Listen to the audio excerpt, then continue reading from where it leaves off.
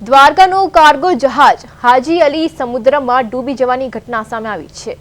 મળતી માહિતી મુજબ સોમેલિયાથી શારજાહ જઈ રહેલું આ જહાજ ઓમાની પાણી વિસ્તારમાં હુમલા બાદ આગ લાગતા દુર્ઘટનાગ્રસ્ત થયું હતું। જહાજમાં કુલ 14 ક્રૂ સભ્યો સવાર હતા, જેમને ઓમાની નૌકાદળ અને કોસ્ટગાર્ડ દ્વારા સમયસર સુરક્ષિત રીતે બચાવી લેવામાં આવ્યા છે। આ ઘટના આંતરરાષ્ટ્રીય દરિયામાં ભારતીય જહાજ સાથે બનેલી બીજી મોટી ઘટના તરીકે નોંધાઈ રહી છે।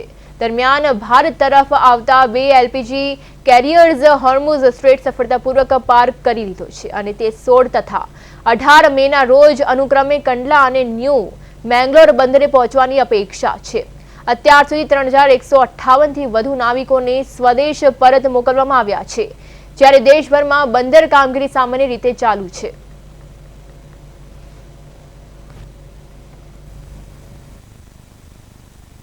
An Indian dhow, a mechanized sailing vessel that is actually made of wood and named Haji Ali, during its voyage from Somalia to Sharjah, UAE, reportedly encountered an attack incident in Omani waters in early hours of 13th May 2026, which led to fire on board and subsequent sinking of the vessel.